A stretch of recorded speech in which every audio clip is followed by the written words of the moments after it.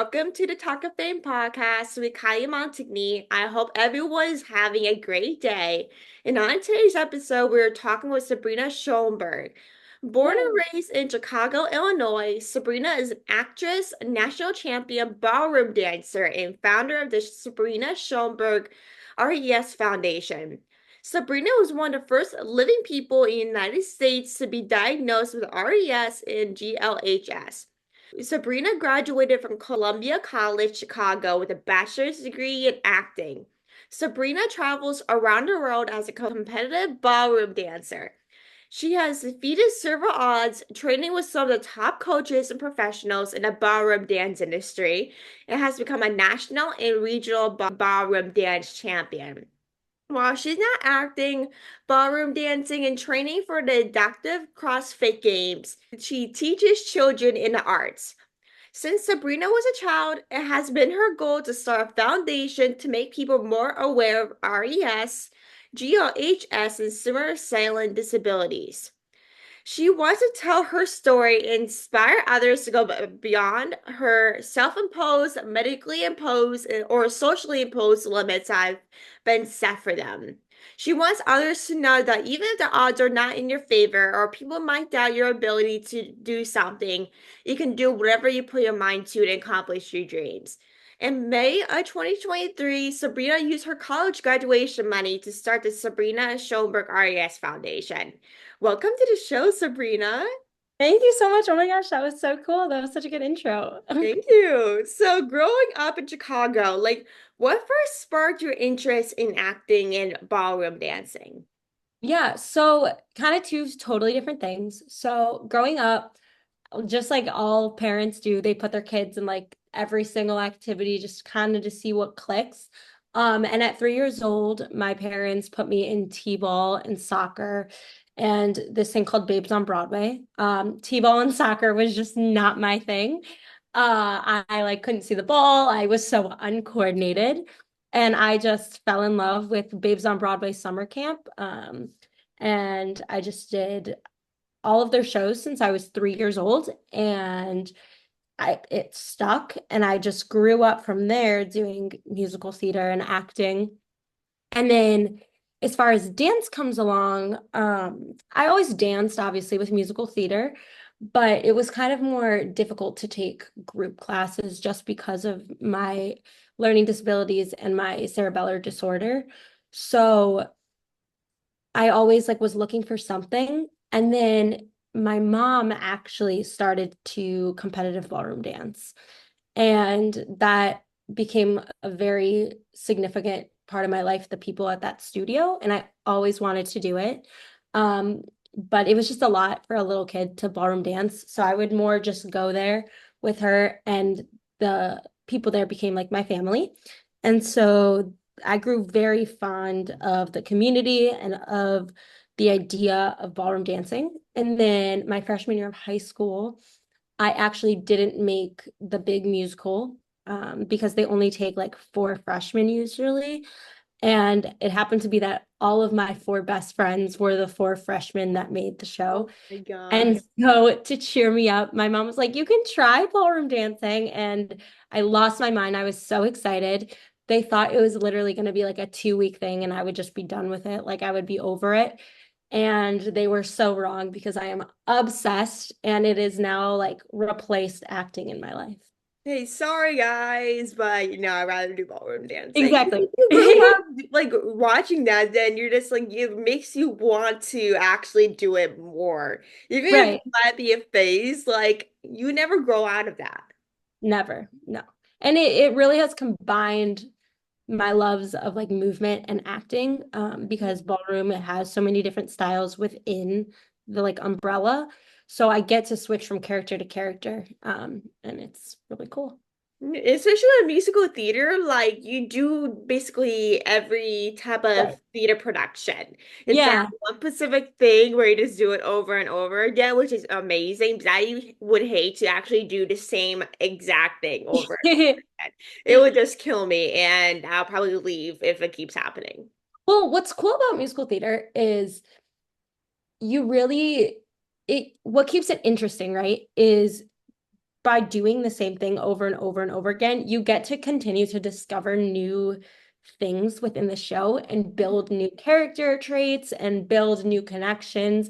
And it's like kind of like playing a game with yourself and playing a game with the cast once you've continued to do it multiple times in a row is you get to like be like, oh, what can I do to spice up tonight? What can I do to like make this show new? And then there's always like someone sick, so an understudy comes in, and it's like a whole new show because you have one new person. So Mhm. it keeps you like on your toes. Yeah, like especially if it's a new person, you're just like I might as well just start all over Right. again. It's just like with a different person, you kind of have to. Right. Totally. So, like, in terms of musical theater, do you have like a favorite production that you did? Yeah. So I have done so many different productions. My favorite show that I've ever done, it was not a musical. It was a straight play called Dance Nation. And it was my senior year of college. So it's the most recent show that I've actually performed in, acting wise. And it was it was a beast of a show. It was such a hard show, but such a fun and rewarding show. And I related to it so much, because it is about a competitive dance team Mhm. and about going through struggles growing up. It's a bunch of middle school girls going through struggles growing up, and it is about puberty and it's just about finding yourself. And it was very rewarding. I love it. Like, especially with doing the same show or doing different shows that are like yourself, like it makes more of a more inclusive, it makes you feel more inspired if you, that is literally your situation. Totally, yeah. That show taught me so much about myself that I like did not know. Like it taught me what I can handle as a person and as an actress and where I need to rest and where I need to continue to keep up my momentum.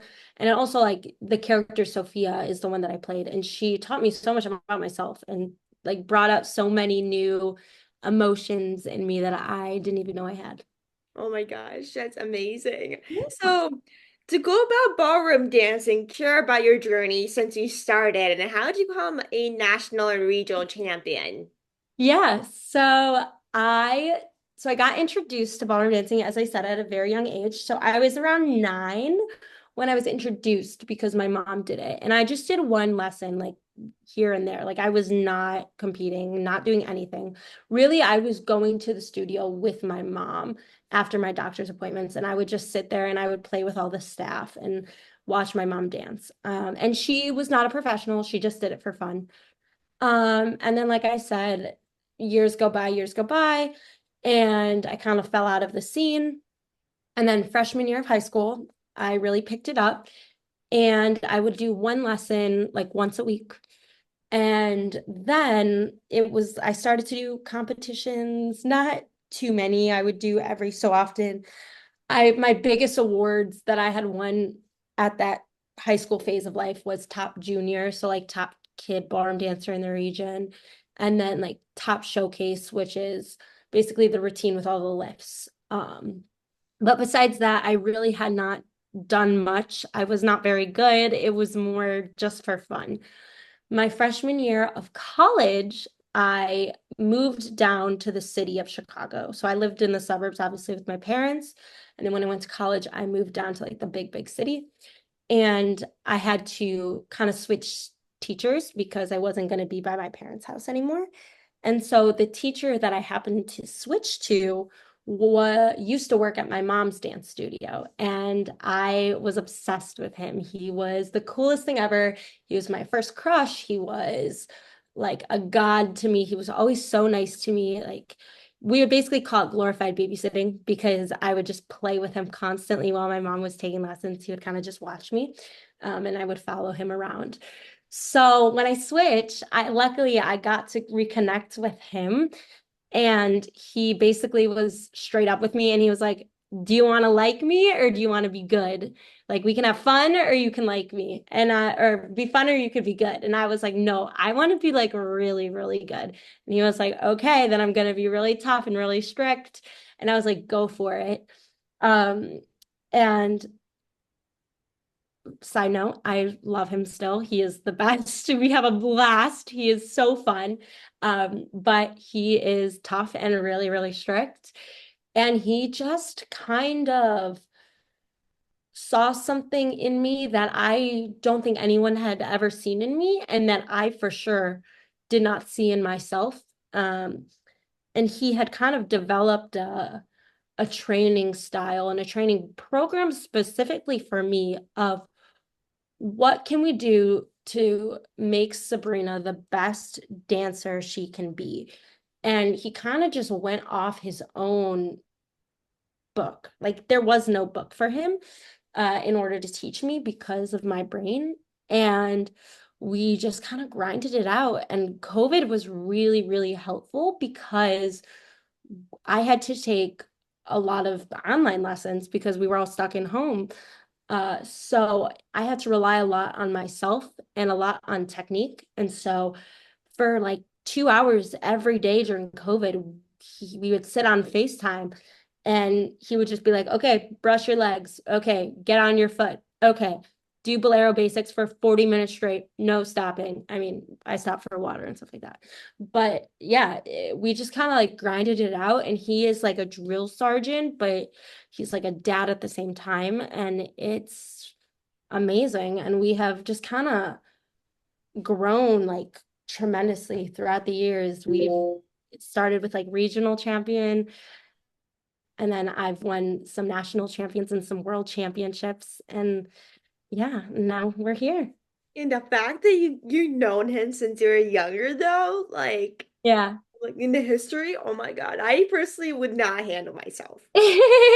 And what's cool too is like when I was younger, he knew nothing about dance, right? I know more about dance now than he did when I was little, because he just needed a job. So, I mean, who wouldn't though? Like, right. So it's really, really cool that this relationship has kind of blossomed, and now he's like my mentor, and yeah, he's amazing. does he still teach you now or no? Yeah. Yeah, so he's still my teacher. I see him Monday, Tuesday, Wednesday, Thursday, 4 days a week. Um, and I'm actually with him all week right now. We're at in Orlando for nationals. So I met him for breakfast this morning with the rest of my team. And yeah, we just kind of like grind it out. He's the best. He's literally like my second dad. Really? Especially being in Orlando. Oh my God, Yeah. so exciting. I'd rather be there right now. I mean, who wouldn't? Especially after a Right. hurricane. I don't think it hit Orlando, but in the other states and everything, I'm just like, I still want to go. Yeah. Florida's amazing. So, can you tell us more about RES and GLHS and your personal experiences with these conditions? Yeah. So RES stands for Raman-encephalosynapsis, and GLHS stands for Gomez-Lopez Hernandez syndrome. They are huge words, so we just go by RES and GLHS. But basically, I am missing a part of my brain. So I am missing a part of the cerebellum. And for those who don't know, the cerebellum controls balance, coordination, movement, emotions, emotional regulation, temperature control, the way you feel your body. I can just go on and on and on. And I'm also vision impaired. So I have very little vision in my right eye and little to no depth perception. Um, so RES is definitely very rare. I am the one of the first living diagnosed cases in America. Um, and it is not talked about a lot, and there's not that much research on, and there's not much to describe it except it's like everything is a little shifted, right? Mhm. So I would say like everything takes 10 times more work for me, and everything like I don't have an autopilot. So everything is so much harder for me. And there's always just like random little things that occur. So like I can't walk in a straight line. I will never be able to drive a car. Um, as we speak, I'm literally losing my right eye. So my right eye is disintegrating into the ground, basically. What else? Just all these like random little things that compile into this one umbrella term called Raman synapses. Oh I don't my. know, was that kind of like a good answer? Yeah, yeah, that's a good answer. Like, how old were you when you got diagnosed? Yeah, so technically I was born with it, but because of like technology growing over time, they weren't able to diagnose it at birth. I was diagnosed at 7 years old, but not with RES, just with a rare brain disorder, because I had actually chewed a hole through my tongue. So my like obsessive issues and impulses and not being able to feel all the like limbs and little things in my body, I actually chewed a hole through my tongue. And my parents were like, something is definitely wrong with our kid. Yeah, well, So, after they're like, okay, what's really right, going on with my child? exactly. And I also had so many delayed milestones. So, like, I didn't walk until I was almost 4. I couldn't sit up on my own. Um, I just had a lot, like, I peed in my bed for a long time growing up, just like a lot of random little, like, hints of different things. And so finally, when I was diagnosed at 7, they put me in OT, PT, every single type of therapy you can imagine. But still, there was no name for my disorder. And I have the greatest mom in the world. She is truly one of a kind, and I don't appreciate her enough. And I'm so blessed to have her. And I love you, Mom, so much because I know you're probably listening. And I love you too, Daddy. He's also really great. So we my mom is really great, and she researched and researched and researched, and she found this thing called Raman synapses. So she called a doctor who was studying it, and he happened to pick up the phone, which is like so rare that the actual doctor picked it up, Hmm. not like a Instead nurse, of like not like a assistants or reception. anything. Exactly. And it was at like a big Seattle University hospital, the one that Grey's Anatomy is based off of. Oh my So it God, was like a very, actually? yeah, it's like a very large hospital system that like the doctor shouldn't have picked up the phone, but somehow it was fate and he picked up the phone. And at this point, I'm 14 years old. So from 7 to 14, it was a nameless disorder, just called she's missing a part of her cerebellum. And so at 14 years old, my family and I flew out to Seattle and we spent a weekend, so like 3 to 4 days in the Seattle hospital. And I just got tested and I just got treatments. And we kind of just figured out that it was a case of Raman synapses. And yeah, now I'm here.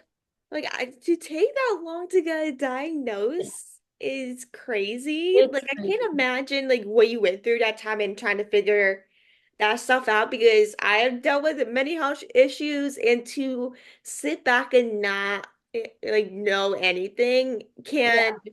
really depress you in a way. Like it's like Oh, after a while you're just like, what is wrong with me? Why is it taking so long? Like you just don't know. well, I would say it it's emotionally draining 100%. But the worst part is honestly, it's less about like having a name for my disability, and it's more about the fact that like there isn't a lot of research being done and it isn't known. I mean, it's getting more and more like known now because of MRIs and things you can do at birth to figure it out because the only way you can really tell is through an MRI machine. Um, but what's the worst part is some doctors just refuse to see me because they haven't heard of what my case is and it's too difficult for them. So Oh, it's really, really difficult to get help. I get that. Like to Yeah. not have doctors help you. I mean, sometimes with different like disabilities, it can be difficult, but to not Right. listen to the patient is like crazy. Totally. So for when you received like your diagnosis, like what was kind of like your biggest fear like at that time? Um, ah, well, so that's funny that you say that because when I received my like diagnosis at 7, technically, there w- I was really genuinely like a happy kid. Nothing really fazed me. I kind of just thought this was normal, like going to all these appointments and like all these struggles were more normal. I would leave school every day early, so like that didn't faze me because like I would get to go to the dance studio with my mom after my doctor's appointments, and that's kind of like what made me happy. Um, Hmm. um, so I was generally really, really happy. It didn't start to scare me until about 16 years old. Um, because so I technically like my life expectancy, like I was supposed to die when I was 7. Clearly that didn't happen. But when I was 16, it all kind of started to click like, oh my God, I'm different. When I wasn't able to get my driver's license, it all kind of just hit me like my life is very, very different. Um, and things started to kind of click. And I've ever since then, I've kind of been viewing the world a little bit differently. I think that it was easier when I was little because I thought it was normal. Um, and yeah, so I wouldn't say I was scared when I was little. I think my parents were terrified. And I was just kind of keeping it together for them because I didn't know any different. Um, but yeah, as I got older, it got harder. Like I feel like once you get older, the more it hits you, the more you learn about the Right, diagnosis. Just because like when you're young, you're just like, I don't care, like I don't know what this is. Like you right, really are kind of calm about it in a way. But right. when you're older, you're just like, well, I can't drive like anyone else. I can't do this. Like it makes you feel like you're missing out on a lot of things. 100%. And now I'm like, oh, these certain things that I did when I was little, like that was not normal. That was not a normal childhood.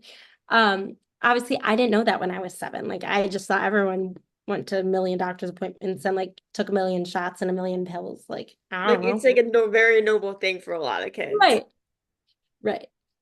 And Like, now which could be possible for a lot of kids, but it's like sometimes when you're that young, you're just like, well, I want to go to dance. I want to go hang out with my right. friends. Like, you'd rather be anywhere outside a doctor's office, which I am the exact same way.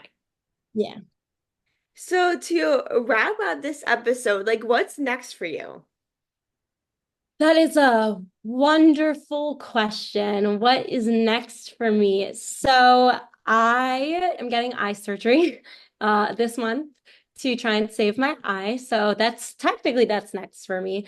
Currently I'm at nationals in Orlando, like I said. So I am competing all week for more and more national titles, which is super, super exciting. I'm hoping that within the new year, I will give up my amateur ballroom dance status and I will become a professional. So I'll be a professional ballroom dancer, which would be life-changing and amazing and a huge dream of mine. I've been doing some modeling, which is really, really cool. I started to do some influencing work, which is awesome. Uh, just continuing to work on my foundation, which I started the Sabrina Schoenberg RES Foundation, which is like the first foundation for Raman encephalosynapsis to raise awareness and provide scholarships for kids who have my disability and raise awareness for silent disabilities.